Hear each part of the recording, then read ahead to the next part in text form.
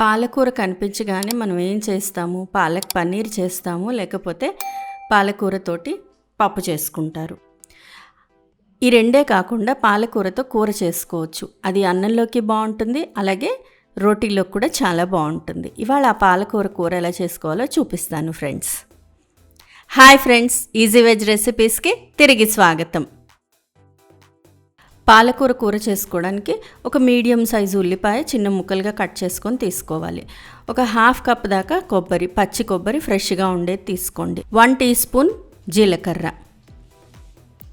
4 లేదా 5 పచ్చిమిరపకాయలు, కారానికి తగ్గట్టుగా తీసుకోవాలి. బాగా కారంగా ఉంటే తగ్గించుకోండి. ఒక 2-3 ఇంచుల దాకా అల్లం ముక్కలు. తాలింపుకి ఒక 2 టేబుల్ స్పూన్ల నూనె, ఒక 4-5 వెల్లుల్లిపాయలు, ఇంకా ఎక్కువ కావాలన్నా తీసుకోవచ్చు. రుచికి సరిపడా ఉప్పు, చిటికెడు పసుపు, తాలింపు గింజలు ఆవాలు, జీలకర్ర, శనగపప్పు, మినపప్పు అన్నీ ఒక 1/2 టీ స్పూన్ చొప్పున తీసుకుంటే సరిపోతాయండి. ఒక 2 ఎండుమిరపకాయలు, కొన్ని కరివేపాకు, ఒక 5-6 కరివేపాకులు అయితే సరిపోతాయి. ఇంకా పాలకూర అసలైంది, ముఖ్యమైంది. ఈ పాలకూర శుభ్రంగా కడిగేసుకొని సన్నగా తరిగేసుకోవాలి. మనం తరిగిన తర్వాత మెజర్ చేసుకొని ఒక 2-3 కప్పుల దాకా తీసుకుంటే సరిపోతుందండి.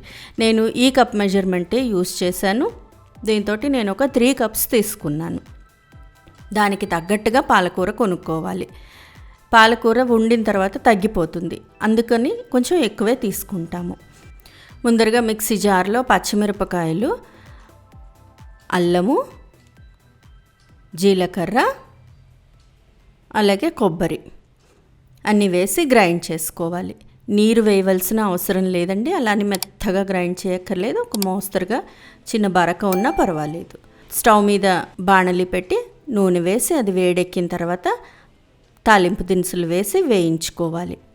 ఇవి పప్పులు కొంచెం బాగా ఎర్రగా అయ్యేదాకా వేగిన తర్వాత కరివేపాకు, అలాగే వెల్లుల్లిపాయలు వేసిన తర్వాత అవి కొంచెం చిటపట్లు ఆడుతున్నప్పుడు ఉల్లిపాయలు వేసి బాగా వాడ్చుకోవాలి.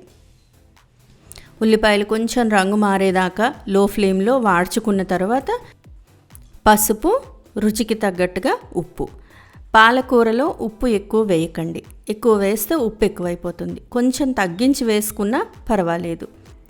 రుచి చూసుకొని పైన కావాలంటే కలుపుకోవచ్చు.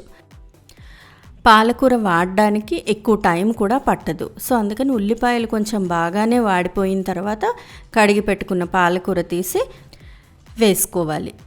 పాలకూర వేసిన తర్వాత దీన్ని బాగా కలుపుకోవాలి. పైనుంచి కిందికి బాగా కలిపి వాడ్చుకోవాలి. పాలకూర సూపర్ ఫుడ్. పాలకూర లో క్యాలరీ ఫుడ్, అలాగే fibre rich food. Vitamins, minerals, antioxidants కూడా చాలా ఎక్కువగా ఉంటాయి. ఐరన్ రిచ్ ఫుడ్ ఇది. ఐరన్ తక్కువగా ఉన్న వాళ్ళకి పాలకూర సజెస్ట్ చేస్తారు. పాలకూరలో ఉండే విటమిన్స్ వల్ల, ముఖ్యంగా కే విటమిన్ వల్ల మనకి ఎముకలు గట్టిపడతాయి.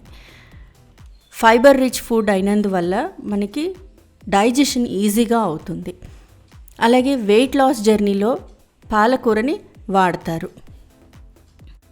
మరి ఇన్ని మంచి లక్షణాలున్న పాలకూరని మనం వాడుకోవాలి కదా. సరే, ఇలా పూర్తిగా బాగా కలిపేసిన తర్వాత మూత పెట్టి ఒక బాయిల్ రానివ్వాలి. ఒక 2-3 మినిట్స్ తర్వాత కూర రెడీ అయిపోతుంది. చూడండి, ఉడికిపోయింది. పాలకూర కూడా ఉడికిపోయింది, ఉల్లిపాయలు కూడా వాడిపోయాయి. ఇలా పూర్తిగా నీరంతా ఇంకిపోయేదాకా దీన్ని లో ఫ్లేమ్లో కానీ మీడియం ఫ్లేమ్లో కానీ పెట్టి దగ్గరుండి కలుపుకుంటూ వాడ్చుకోవాలి. ఇలా పూర్తిగా నీరు ఇంకిపోయిన తర్వాత కొబ్బరి, పచ్చిమిరపకాయలు గ్రైండ్ చేసుకున్నాం కదా, ఆ కొబ్బరి వేసేసుకోవాలి. అది వేసి ఒకసారి బాగా కలిపేసి స్టవ్ ఆఫ్ చేసేసి సర్వ్ చేసేసుకోవడమే. ఇంత సింపుల్గా పాలకూర కొబ్బరి కూర, పాలక్ పొరియలు అంటాము. కొబ్బరి కొంచెం తక్కువ వేసుకున్నా కూడా బాగుంటుంది. నేను కొద్దిగా ఎక్కువే వేశాను, నాకు కొబ్బరి ఎక్కువ ఇష్టం, అందుకని ఇలా పూర్తిగా కలిపేసి స్టవ్ ఆఫ్ చేసేసి సర్వ్ చేసేసుకోవడమే.